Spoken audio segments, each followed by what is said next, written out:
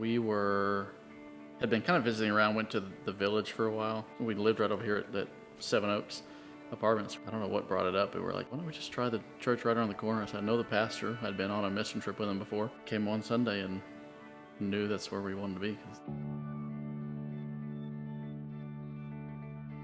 That first Sunday, we probably had 3 or 4 different couples ask us to go to lunch and stuff, and just very inviting, and we knew it was a good place to be. Never been anywhere else. Yeah. We wanted to get involved in a group so that we could get spiritually fed on a deeper level, just kind of like a day-to-day basis kind of level.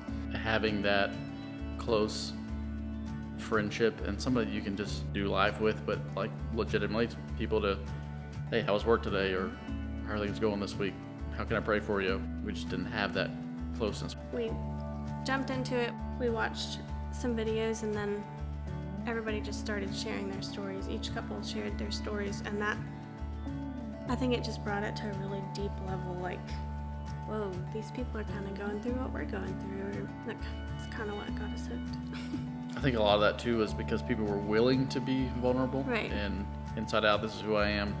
This is It's very raw. what's happened in my life. Yeah. And We heard a couple of the other couples in the group mention that they were struggling with trying to have kids and really wanted to have kids.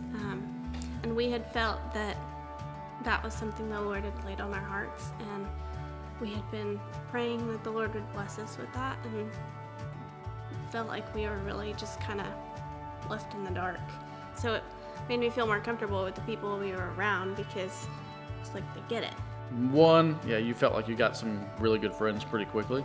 But 2, it was also just refreshing to know that there was somebody else that was kind of in our stage of life that we could talk with about things and connect They with. weren't gonna judge us for what Yeah. we were struggling with. And I just hearing that other people were in the same place was, to me, it was like, hey, God really has orchestrated us to be together.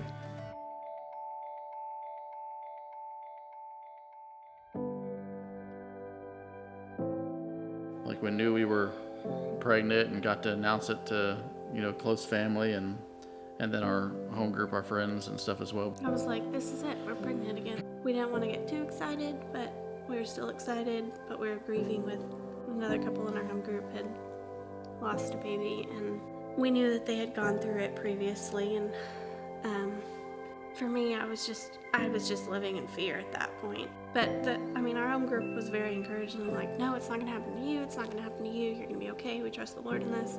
But we were, super excited about it, and then she had a doctor's appointment, and I was at work, and she was just going for a checkup, and I remember I was sitting on a bench outside of Bank of America about to go into a meeting with a manager, and I looked up, she sent me a text, and I'm looking at the manager walking down the hall coming to get me, and I see a text from her that says, no heartbeat. We had a chance to get excited about it, and we had a chance to tell people on, our home group and that kind of thing, and so the shock of losing the baby at that point in time it took us to a point where we're like, okay, we'll just, whatever, we're done. If the Lord wants us to have kids, we will, but it doesn't seem like that's what he wants. Since these other couples had been through it several weeks before us, that I think, them having been through it, it was good for us to be able to talk just about how we were feeling. I was hurting for sure, but my biggest thing was I couldn't stand to see what it was doing to her. And that's where I was hurting the most. But trying to navigate that and figure out how to still be the leader that I needed to be and be the encouragement that I needed to be, but still hurting. Being able to talk with other people that had walked through it was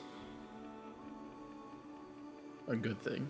The same day that we found out that we lost the second baby, was our home group night. And so they all showed up here at our house that night, and they brought dinner, and we just sat and cried.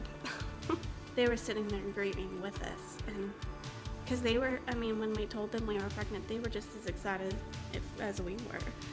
So it was shocking to them, and they were sad, and just having somebody sitting there with you that, I mean, you don't really have to say anything. You can just sit there in tears and they get it. I don't think it was by accident that God put us in the group that He did.